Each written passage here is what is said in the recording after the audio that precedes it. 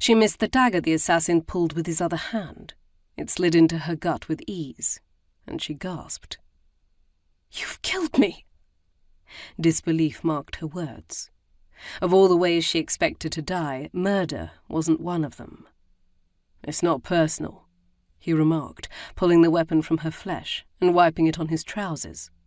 She slumped to the floor, more in shock than pain. Her fingers clasped over her midsection, as if that would stem the flow of blood. He crouched in front of her. "You don't have to suffer. Hold up your head and I'll finish you quickly." "How kind of you to offer," was her dry reply. "I'm not a monster." "Could have fooled me," she murmured, ducking her head. "Just doing my job. Speaking of which, your soldiers are about to enter, meaning I have to leave. Are you sure you don't want a swift death?" She lifted her chin, baring her throat.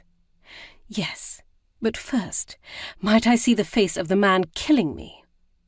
He hesitated only a moment before tugging off the hood, not that she cared about his appearance. In that moment of inattention, the dagger she still held plunged. Unlike him, she didn't miss. The jugular she severed spurted, and he recoiled, his mouth opening and shutting without a sound, his eyes wide with disbelief. The assassin died before her guards burst into the room. While they ran to fetch a doctor and applied pressure to her wound, Calixte already knew she wouldn't live to see another dawn. Only the foretelling and the hope it offered kept her barking orders. "Bring me my daughter!" Calixte kept repeating as they put her to bed and pretended they could fix her. "They're dead, Your Majesty," the flustered Duke Peturi stated.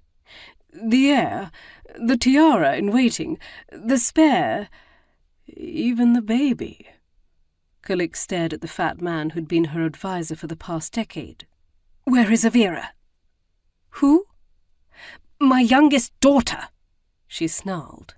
"Oh, her." His lips pulled down in disapproval. "Yes, her," she snapped. "Bring her at once." "Why?" The man dared to argue despite knowing she had little time. "Gustav!" she bellowed for her Grand Rook, a man who'd been by her side for decades, a loyal soldier who would obey his queen. A grizzled Rook arrived, wearing a grim expression framed by short silver hair. "Your Majesty." He dropped to a knee by her bedside. "My failure to protect is inexcusable. I await your punishment." "This isn't your fault," she muttered, more like hers, for refusing to live like a prisoner in a kingdom known for its peace. She gestured him close and whispered, "You must find Avera. Protect her, Gustav. She is all that matters now." "Yes, my queen." He thumped his chest and left abruptly. She closed her eyes and prayed. Prayed for her youngest.